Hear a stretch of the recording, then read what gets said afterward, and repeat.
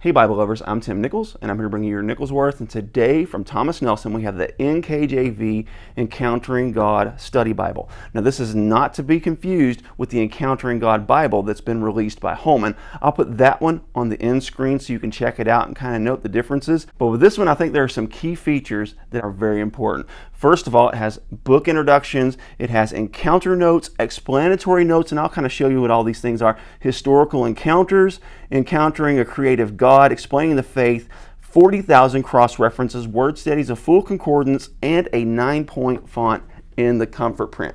This is the genuine leather cover. I really like the length of these ribbons. They did a really nice job. And one thing that's really cool, this looks like a three-piece, but it's not. This is a one-piece. They just did some accent stitching right here just to give it a little extra touch. So Thomas Nelson, come on, go ahead and do it. Bring that accent stitching all the way out here since you've proven you can do it. This looks sharp. I just think that extra touch is really nice. And I like to see this on more Bibles where you provide the accent stitching around the edge of the block. The spine, really nice.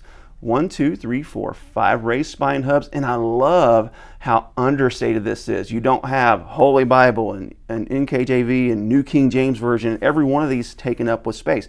You know that this is the Encountering God Study Bible. You know what translation it is. You know who published it. That's the perfect amount of information for a spine. So this cover is well designed. That double stitch work there, it's just beautiful. This has a synthetic liner, which is a good idea when you have a nice genuine leather cover because that synthetic liner is going to hold up a little better than just a standard piece of paper. I don't know that it has reinforcement tape, but generally speaking, Bibles of this nature do. So now let's dive in.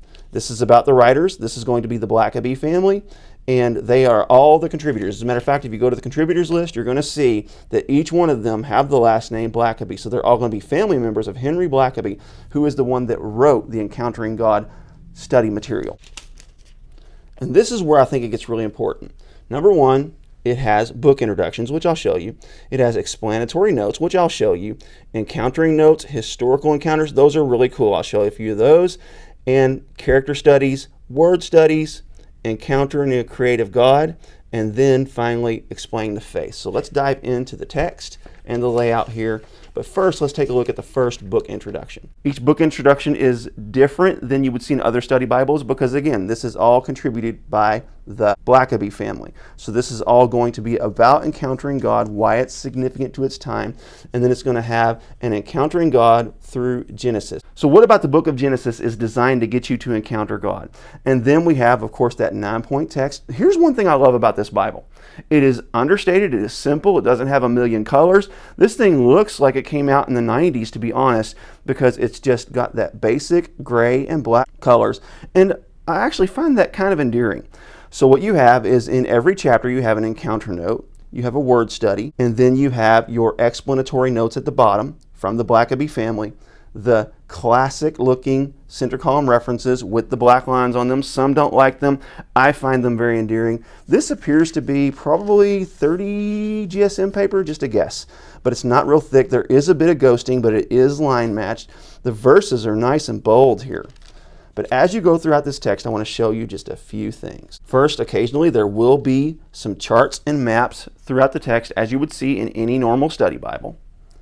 And you're also going to have, in addition to your word study notes, your encounter notes, and all the different things that this Bible features. The encounter note is supposed to show you how this text draws you in to encounter God.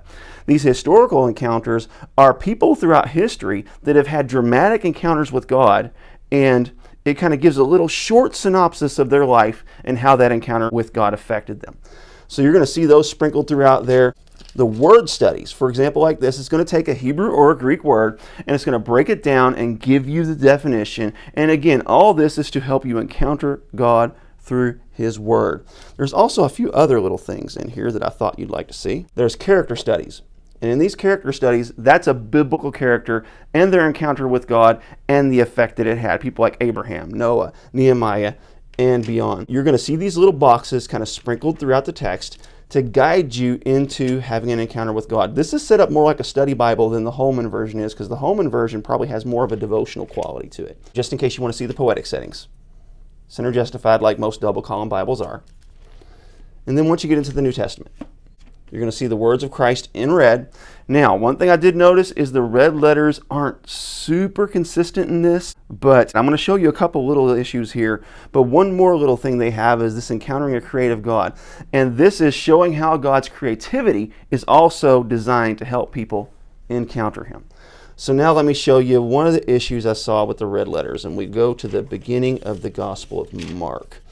And you can see the first words of Christ in red. They seem really dark and possibly maybe a little bit double imaged. As you go throughout Mark, you're going to see the red letters seem to be just a touch inconsistent, but it's not real bad. That is one of the costs of having red letters. Once you get to the end of this Bible, you're going to have some of the standard features that you're used to seeing. Harmony of the Gospels, read your Bible in a year, and then prophecies and fulfillment. These are things you see typically in study Bibles.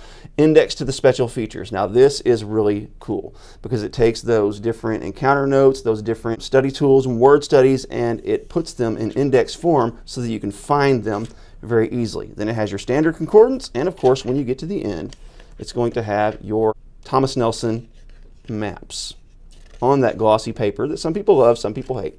So, if you really enjoy the Encountering God series by Henry Blackaby, you're going to enjoy this study Bible. It's got a lot of nice little tools, and it's in a format that looks a little bit old school, which I kind of think is cool.